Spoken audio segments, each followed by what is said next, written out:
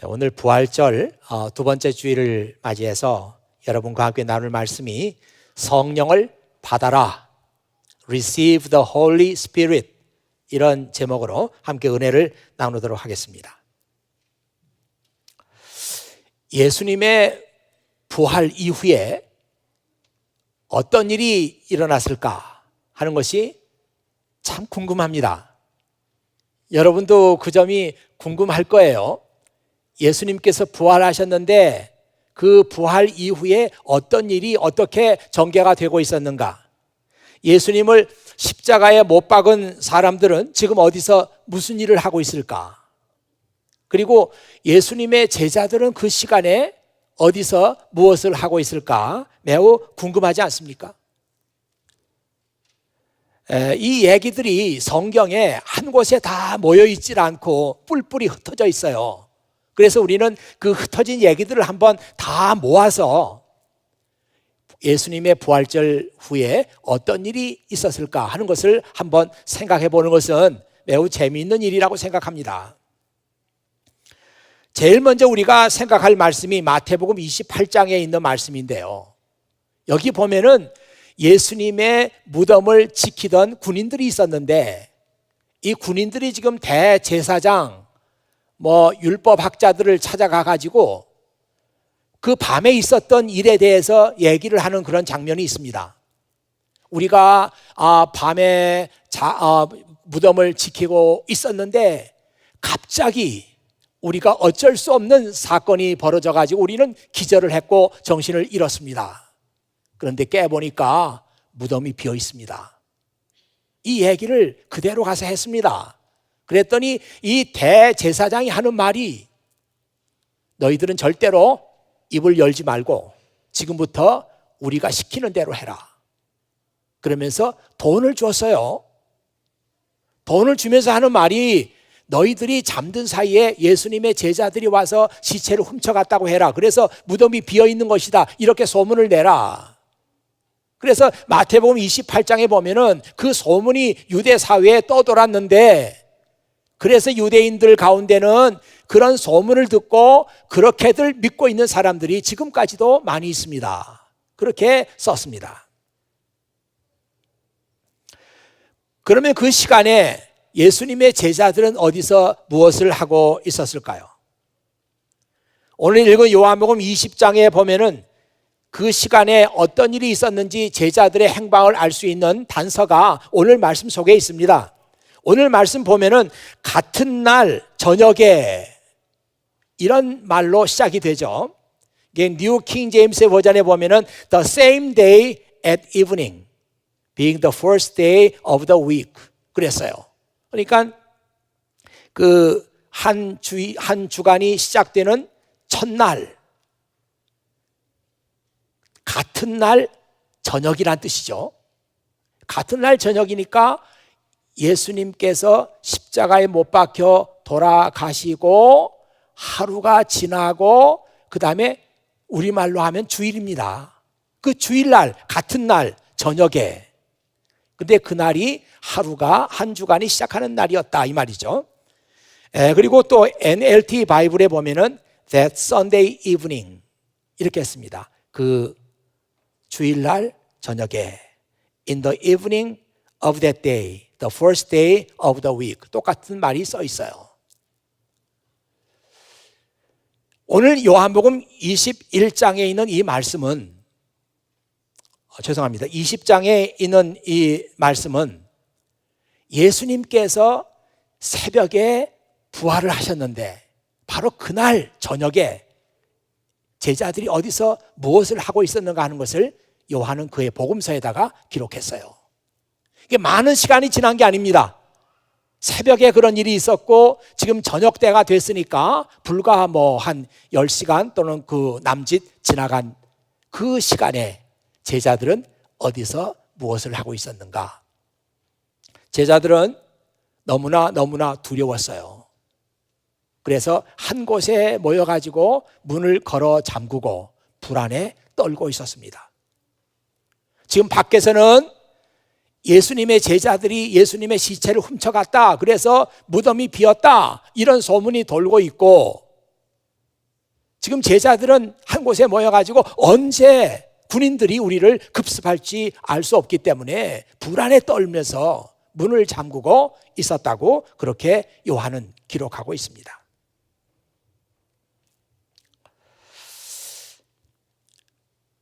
그런데 이 정황을 잘 보면은 그 전에도 여러 가지 문제들이 있었어요. 새벽에 여자들이 예수님의 무덤을 찾아갔습니다. 그런데 무덤이 비어 있었어요. 천사가 나타나서 그분은 부활하셨다. 빨리 가서 이 소식을 제자들에게 전해라.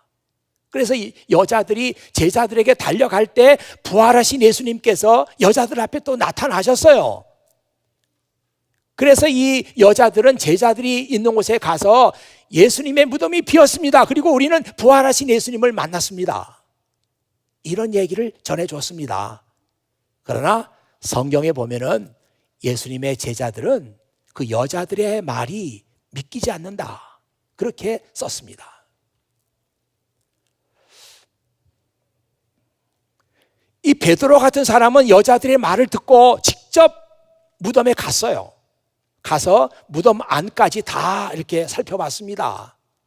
그런데 누가복음에 보면은 뭐라고 기록했는가 하면, 그러나 베드로는 아직 그리스도께서 부활하신다고 하는 그 말씀을 믿지 못하고 있었다.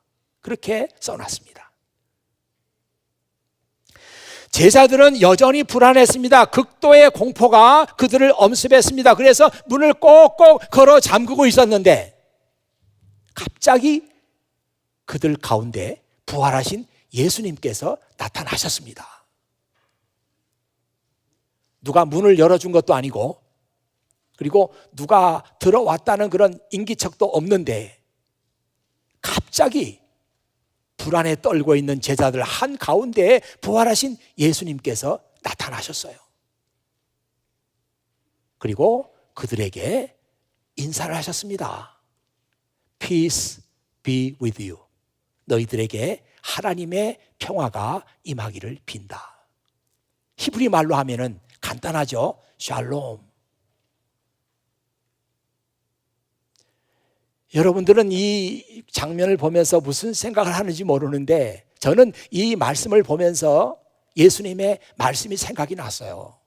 예수님께서 그 12 제자를 전도를 내보내시면서 하신 말씀이, 야, 너희들이 어느 집에 가든지 간에 그 집에 들어가면 먼저 Peace be with you. 이 집에 하나님의 평안이 임하기를 빕니다. 그렇게 인사를 해라. 그러면서 만일 너희가 그렇게 피스를 빌어줬는데도 그 집이 받아들이지 않으면 그 피스가 다 너희들에게 돌아온다. 그러니 너희들은 가는 곳마다 Peace be with you. 하나님의 평안이 이 집에 임하기를 빕니다. 샬롬 하고 인사를 해라. 그렇게 말씀하셨는데 정말 예수님께서 제자들이 한 곳에 모여 있으면서 불안에 떨고 있는 그 현장에 예수님께서 나타나서 그분이 하셨던 말씀대로 Peace be with you. 너희들에게 하나님의 평안이 임하기를 빈다. 이렇게 인사를 하셨습니다.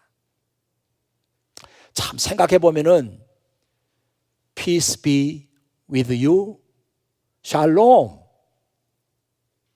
이것은 이 시대에도 우리 교회가 이 세상을 향해서 해야 할 메시지다. 그런데 참 안타깝게도 이 교회가 하나님의 샬롬을 잊어버렸어요. 교회마다 다 불안하고, 교회마다 약하고, 교회마다 깨지고, 교회마다 분열하고, 그래서 하나님의 샬롬을 교회가 말할 수 없게 됐습니다. 잃어버렸어요. 참 그런 생각하면은 얼마나 참 우리가 안타까운 마음을 갖지 않을 수가 없습니다. 세상 사람들은 샬롬을 원해요.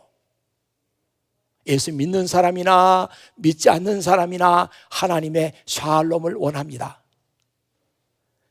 이슬람 믿는 사람들 우리보다 더해요. 이슬람 믿는 사람들 서로 만나면 샬롬, 이게 그 사람들의 인사입니다. 모든 사람들은 하나님의 평화를 원하고 있어요.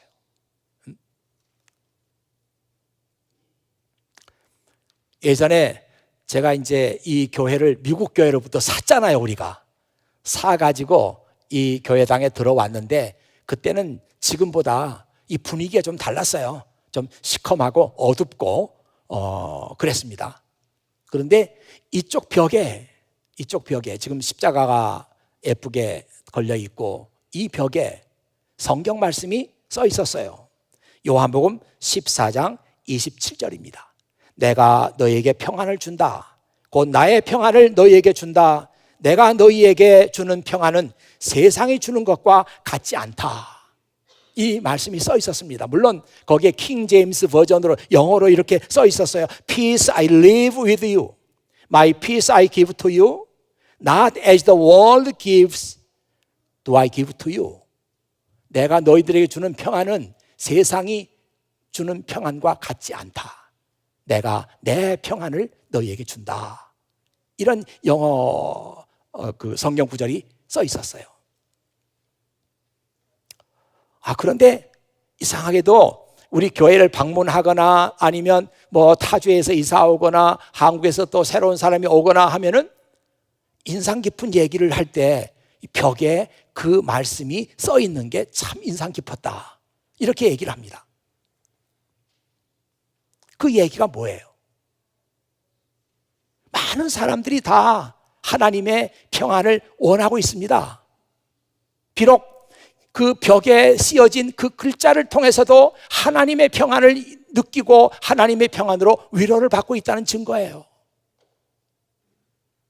불행하게도 지금 그 글자를 다 지우고 십자가를 걸어놨습니다마는 그 글자를 다시 복원해서 여기다 써놓을까 이런 생각이 늘 들어요. 여러분, 조슈아 리브만이라고 하는 사람을 알지 모르겠습니다. 그분이 1946년에 마음의 평화라고 하는 책을 썼어요. The Peace of Mind라고 하는. 그분은 그 유대교의 랍비인데 보스턴 사람이에요. 이 보스턴에 템플 이스라엘이라고 하는 그 템플이 있는데 거기서 랍비로 일했던 사람이에요. 그 사람이 쓴 그 The Peace of Mind 한번 사진 볼까요? 네. 이 책입니다. 네, The Peace of Mind. 여러분이 만일 이 조슈아 리브만하고 The Peace of Mind하고 구글에서 이렇게 쳐보면은 이 책이 얼마나 유명한 책인가 하는 것이 제일 먼저 나옵니다. 1946년에 이 책이 처음 나왔는데 그때부터 1년 동안 그 뉴욕 타임즈에서 베스트셀러를 늘 발표하는데 한 번도 1위를 놓친 적이 없어요. 1년 동안. 대단하죠. 그 많은 책들이 나오는데 그 중에 1년 동안 1위의 자리를 놓치지 않았어요. 이 책이. 그 책에 보면은 한 청년의 얘기가 나오는데 그 청년이 바로 조슈아 리브만 자신입니다. 그 얘기를 통해 가지고 내가 왜 이 책을 쓰게 됐는가 하는 것을 그는 얘기했어요. 이 청년은 정말 자신의 미래에 대해서 꿈이 참 많았습니다. 성공과 출세와 권력과 부와 뭐 보통 사람들이 가질 수 있는 그런 미래에 대한 꿈을 꿨습니다. 내가 이것을 내 생애에 다 획득하리라 이런 생각을 했어요. 그러다가 어느 날 이 청년이 아주 현자 한 사람을 만나죠. 와이즈맨, 현자 한 사람을 만나요. 그러면서 자기 자신에 대해서 얘기합니다. 제가 앞으로 이런 것들을 다 얻고 싶은데 한번 봐주십시오. 그러니까 이 현자가 그 목록을 다 읽고 있다가 하는 말이, 여복의 젊은이, 다 좋은 것들인데 그러나 이 젊은이가 이런 거 다 얻어도 한 가지 얻지 못한다면 이건 다 쓸모없는 것이네. 그게 뭡니까? 마음의 평화일세. 그 말을 듣고 나서 이 조슈아 리브만 그 청년이 마음속에 큰 충격을 받았어요. 맞다. 내가 정말 여기 써 있는 이 모든 걸 다 얻는다고 해도 마음의 평화를 잃어버리면 이게 다 무슨 소용인가? 정말 필요한 것은 마음의 평화로구나. 이렇게 생각하면서 내가 그 책을 쓰리라 이렇게 생각하면서 썼던 책이 The Peace of Mind예요. 1년 동안 베스트셀러 자리에 있었습니다. 우리가 살아가면서 얻는 평안이 있어요. 아이들이 잘 자라고 공부도 잘하고 사업도 잘 되고 정말 나는 아무 걱정이 없다 이렇게 생각되는 그런 평안이 있습니다. 오래가지 않아요. temporary peace라고 할까요? 오래가지 않아요. 얼마씩 되지 않아서 걱정거리 생기고 근심이 생기고 불안하고, 이것이 우리 인생이에요. 예수님께서 그렇게 말씀하십니다. 내가 주는 평안은 세상이 주는 평안과 같지 않다. 모르겠어요. 저는 이 성경 말씀을 이렇게 읽으면서 아주 작은 부분에서 은혜를 많이 느낍니다. 내가 주는 평안, my peace. 그 생각하면서 제가 은혜를 받았어요. 예수님께서 제자들에게 주기를 원했던 평안은 my peace. 예수님이 가지고 있었던 그 평안, 이거를 제자들에게 주기를 원하셨구나. 그런 생각하니까 이 말씀이 다르게 읽혀지는 거예요. 정말 예수님도 그 마음속에 평안을 가지고 있었는데 이 평안, 똑같은 평안을 오늘 우리들에게 예수님께서 알기를 원하고 우리에게 그 평안을 주려고 하시는구나. 자, 그러면서 또 제가 어떤 때 정말 하나님께서 주시는 그 평안을 느낄 때가 있잖아요. 그때는 또 이 평안, 이게 하나님께서 주신 평안인데 예수님도 이와 똑같은 평안을 가지고 계셨구나. 이렇게 생각하니까 정말 그 말씀의 은혜가 배가 되는 거예요. 오늘 성경 말씀 한번 여러분 잘 읽어보십시오. 그렇게 두려워가지고 불안에 떨고 문을 걸어 잠그고 언제 군인들이 우리를 잡아갈까 이렇게 불안에 떨던 그 제자들이 어느 순간에 말씀 보니까 그 불안이 다 없어졌어요. 왜 그럴까요? 예수님께서 나타나셨기 때문에 불안이 없어졌을까요? 한번 생각해 보세요. 꼭 그렇다고 볼 수도 없어요. 여러분, 정말 예수님께서 3일 전에 돌아가셨는데 우리 무서워서 우리가 지금 이렇게 숨어 있는데 예수님께서 그냥 예고도 없이 갑자기 가운데 나타났어요. 이번 놀라가지고 뒤로 자빠지지 않으면 다행이지. 그러면 그 제자들이 가지고 있었던 불안은 어디 간 거예요? 왜 없어진 거예요?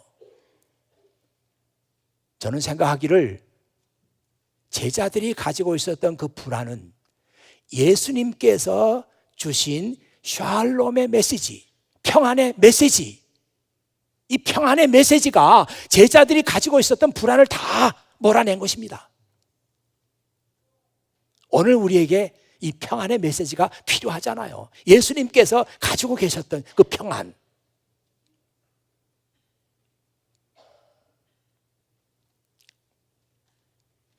예수님은 제자들에게 아버지께서 나를 보내신 것 같이 나도 너희를 이 세상에 보낸다, 이렇게 말씀하셨습니다. 예수님은요, 우리의 연약함을 너무나 잘 알고 계세요.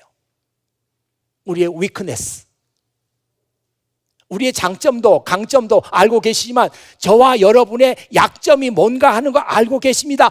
이 사람이 얼마나 잘 넘어지고 얼마나 잘 실수하고 얼마나 그 실수투성인가 잘 알고 계세요. 지금은 이렇게 큰 소리 쳐도 또 밖에 나가면 조그만 일 가지고 화를 내고 조그만 일 가지고 실망하고 낙심하고 그럴 사람인 것 예수님께서 너무나 잘 알고 계세요. 그런데 그런 제자들을 지금 예수님께서는 세상으로 내보내시겠다고, 너희들에게 평안의 메시지를 줘서 세상으로 내보내시겠다고 말씀하시는데 우리를 너무나 잘 아시는 예수님께서 어떻게 그러실 수가 있습니까? 우리를 어떻게 믿고 세상으로 내보내는 거예요. 그래서 오늘 말씀해 보니까 20절 말씀에 성령을 받아라, 성령을 받아라, 그 말씀이 나오는 이유입니다. 성령을 받아라. 제가 여러 차례에 걸쳐서 이 성령에 대해서 지금 말씀을 드리고 있습니다. 그런데 1년이 12달이잖아요. 아무 때나 성령 얘기해도 돼요. 아무 때나. 그러나 지금이 성령을 얘기하기는 제일 좋은 시기입니다. 이제 예수님 부활하시고 난 다음에 40일이 지나면 오순절 성령 강림절이 나타나요. 그때 제자들이 다 성령을 받았습니다. 그러니까 지금부터 40일간 이때가 성령에 대해서 우리가 생각하고 성령에 대해서 은혜를 나누고 성령에 대해서 우리가 관심을 가지고 성령에 대한 지식을 우리가 가질 때예요. 지금입니다. 그래서 성령에 대해서 자꾸 얘기를 여러분과 함께 나누고 있는 것이에요. 저는 이 성령에 대해서 얘기할 때 여러분들이 정말 알아야 될 말씀이 있는데 마태복음 3장 11절 말씀이라고 생각합니다. 화면 한번 보세요.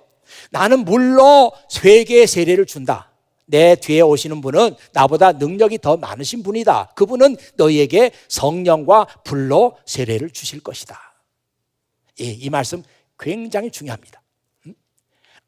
I baptize with water those who repent of their sins and turn to God. 자기 죄를 회개하고 하나님께로 돌아서는 사람들에게 내가 물로 세례를 준다, 이 얘기 아니에요? But someone is coming soon. 그런데 한 사람이 곧 오신다. He is greater than I am. 그는 나보다 훨씬 더 위대하신 분이다. He will baptize you with the Holy Spirit and with fire. 그분은 Holy Spirit, 성령과 그리고 불을 가지고 너희들에게 세례를 줄 것이다. 여기 간단히 생각하면 지금 이 얘기는 세례 요한이 하고 있는 얘기인데 여기에 물 세례란 말이 있고 뒤에 나오는 성령 세례란 말이 있습니다. 물 세례, 성령 세례. 그 물 세례는 뭐냐? 지금 내가 주고 있는 것이 물 세례입니다. 요한이 그렇게 말하고 있는 거예요. 물 세례는 자기 죄를 뉘우치는 사람, 그리고 내가 정말 이렇게 살아서는 안 되겠다, 하나님께로 내가 돌아가야 되겠다, 이런 생각을 가지고 있는 사람들에게 물 세례를 줍니다. 그런데 성령의 세례는 그렇지 않아요. 성령의 세례는 내가 주는 게 아니고 내 뒤에 오시는 분이 주는데 그분이 바로 예수 그리스도시다. 그분은 우리에게 성령으로 세례를 주십니다. 이 말을 여러분들이 이해를 하셔야 돼요. 예수님께서 여러분에게 주시는 세례는 성령 세례입니다. 이 성령 세례라고 하는 것은요, 간단히 말하면 여러분의 인생 가운데 하나님께서 개입해 들어오시는 거예요. 하나님께서 여러분의 인생 가운데 개입해 들어오시는 사건을 성경적인 용어로 말할 때는 성령 세례라고 말할 수 있어요. 사람은 절대로 변하지 않습니다. 사람은 자기가 내가 새 사람이 될 거야 이렇게 해서 새 사람 되는 거 아니에요. 사람이 새 사람이 되는 경우는 단 한 가지, 하나님께서 여러분의 인생 가운데 뚫고 들어오시고, 다시 말하면 성령으로 여러분들이 세례를 받을 때 우리 인생은 변화됩니다. 아주 쉬운 얘기예요. 어렵게 만들지 마세요. 여러분 요한복음 3장 1절부터 읽어보면 거기에 니고데모라는 사람이 나와요. 우리 한국말 성경으로 읽으면 니고데모가 얼마나 유명한 사람이었는가 그게 잘 드러나지 않습니다. 근데 니고데모는 여러분이 생각하는 것보다도 훨씬 더 훌륭한 사람이에요. 뭐라고 나와 있는가 하면 니고데모는 제가 가진 성경에 설교문에 나와 있습니다. There was a man of Pharisees named Nicodemus, a member of the Jewish ruling council. 또 무슨 얘기가 나오는가 하면 he was a respected Jewish teacher. 그러니까 지금 화면에 간단하게 써놓은 대로 그는 페리시였어요. 바리새파 사람. A member of the Jewish ruling council. ruling council이 70명으로 구성되어 있습니다. 이 70명이 유대 사회, 한 국가를 움직이는 거예요. 그 중에 한 사람입니다. 이게 별로 뭐 감동이 없어 그런지 놀라지 않는데, 그런 사람 하나 이 교회 오면은 다 주목해서 볼 거예요. 저 사람이 국가를 움직이는 사람 중에 하나라고. 니고데모가 그런 사람이에요. 그냥 뭐 밤에 와갖고 뭐 또 노닥노닥 하다 가니까 무슨 할아버지 왔다 가는 걸로 그렇게 알는 사람들이 많아요. 거기다가 니고데모는 유대 사회에서 가장 존경받는 랍비였습니다. 그 사람이 부족한 게 뭐가 있어요? 바리새파 사람이니까 아주 믿음 생활 경건하게 합니다. 아무나 될 수 없어요, 바리새파 사람.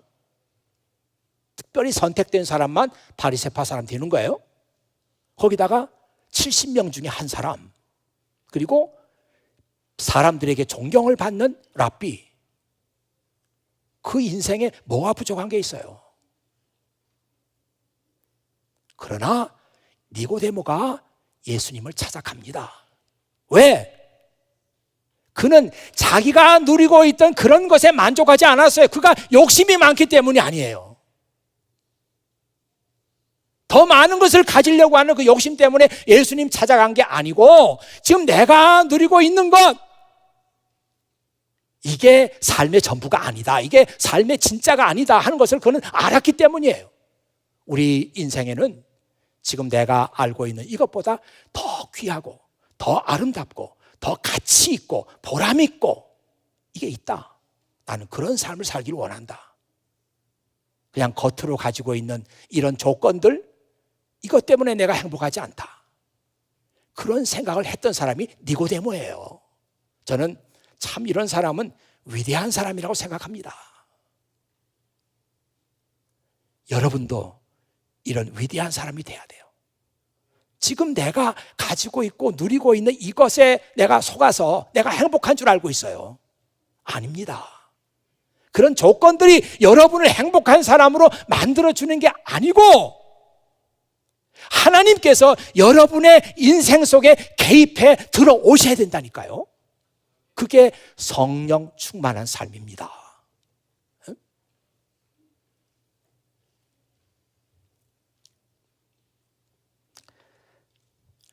여러분, 우리 청년들이 많이 있고 우리 교회는 그런 교회죠.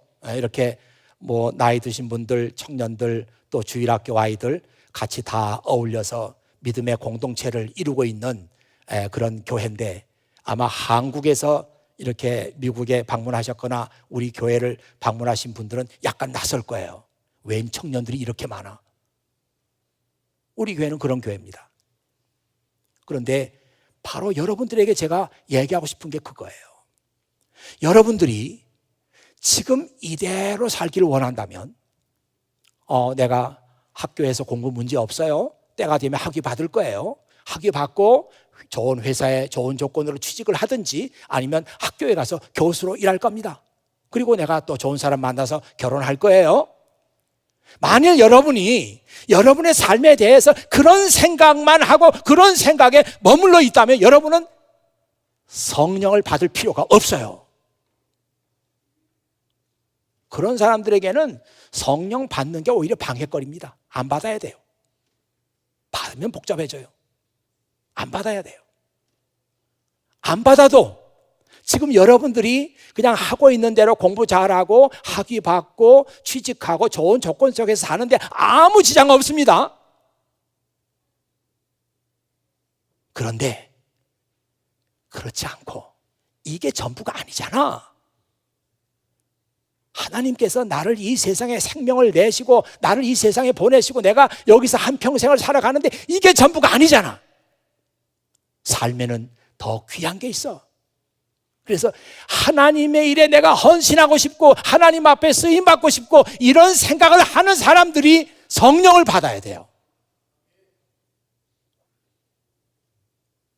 이건 굉장히 중요한 얘기입니다. 그냥 그럭저럭 살기를 원하면 성령 받지 마세요. 받으면 오히려 골치 아파집니다. 바울도 그랬잖아요. 바울도 성령 받고 뭐 하고 나니까 갈등이 자꾸 생기는 거예요. 이러면 안 되는데 갈등이 생기는 거예요. 여러분 그런 갈등할 필요 없잖아요. 그러니까 그런 사람은 성령 받지 마세요. 근데 보다 가치 있는 삶을 살기를 원하는 사람, 저는 우리 크리스찬에 두 가지 종류가 있다고 생각합니다. 하나는 나미날 크리스찬. 화면 좀 낼 수 있나요? 나미날 크리스찬과 디바우트 크리스찬. 디바우트 크리스찬은 아주 주님께 헌신된 크리스찬. 나미날 크리스찬은 그 나미날이란 뜻이 그냥 이름만 갖고 있는 크리스찬이잖아요. 저는 경험적으로 볼 때 이 교회 안에, 죄송합니다, 교회 안에도 나미날 크리스찬들이 한 60% 이상 넘는다. 그럼 나머지 40%가 다 디바우트 크리스찬이냐? 그렇지도 않아요. 그렇지만 또 너무 작게 잡으면 여러분들이 낙심해가지고 에이 될 대로 되라지 뭐 이럴까 봐 조금 높여주는 거예요. 60% 또는 70%가 나미날 크리스찬이에요. 이름만 갖고 있어요. 이런 사람들은 이 교회 몇 명 모이느냐 숫자 채울 때는 편리해요. 숫자 채울 때는 좋아요. 편리해요. 있어야 돼요. 그런 사람. 우리 교회 몇 명 모이는데요, 거기다 나미날 크리스찬인데 뭐 70%가 이 이름만 가지고 있는 크리스찬은 하나님의 일에 별로 도움이 안 돼요. 왜? 하나님의 일에 헌신하기를 싫어하거든요. 별로 도움이 안 돼요. 많아도. 그러면 30%가 devout Christian, 정말 하나님께 깊이 헌신하기를 원하는 크리스찬이에요. 다시 한번 똑같은 얘기를 반복해서 드립니다. 여러분들이 정말 지금 있는 이 모습 그대로 저는 뭐 그냥 이 나미날 크리스찬으로 살다 죽겠습니다. 여기 그런 분들 계시면 성령 받지 마세요. 괜찮습니다. 무슨 소리예요? 저는 devout Christian 되겠습니다. 전 그렇게 살고 싶어요. 이런 사람들은 반드시 성령 받아야 됩니다. 하나님께서 그 사람의 인생 가운데 개입해 들어오셔야 돼요.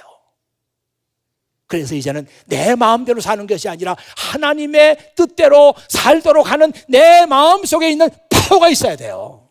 그게 성령 받은 크리스찬입니다. 저는 이런 생각을 했어요. 예전 크리스찬들은요, 저희 전 세대 크리스찬들, 그 전의 세대들, 초대교회 신자들은 죄, 회개, 거듭남, 성령 세례, 성령 충만, 성령 체험,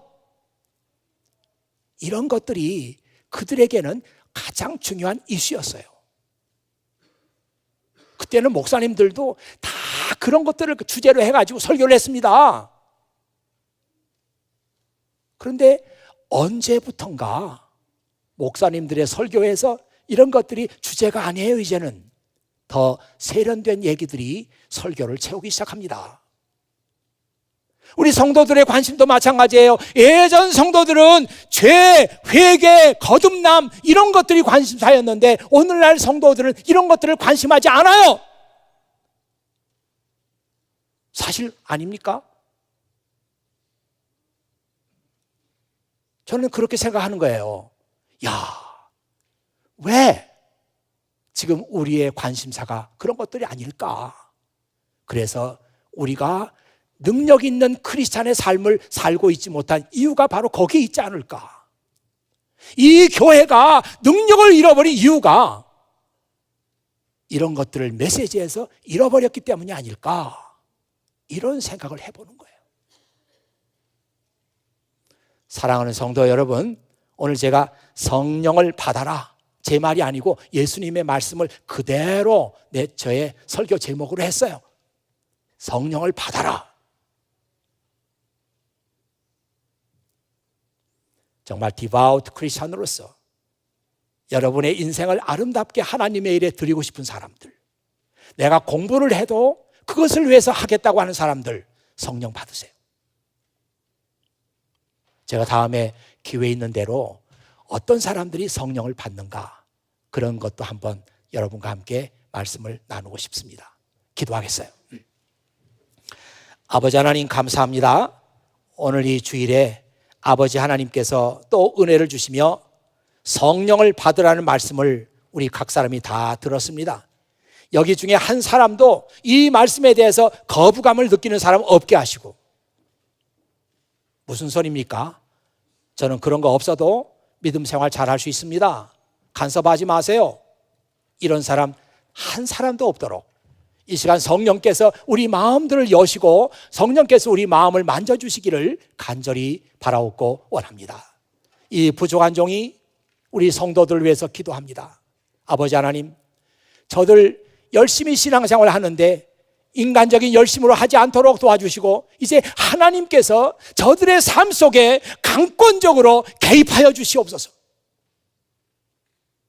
그래서 저들이 성령께서 주시는 힘으로 주님의 일에 헌신하고 기쁨으로 나 자신을 드리는 그런 디바우트 크리스찬, 정말 하나님께서 기뻐하시는 크리스찬들이 바로 이 자리에 앉은 사람들이 되게 하여 주시옵소서. 우리 구주 예수 그리스도의 이름으로 기도하옵나이다. 아멘.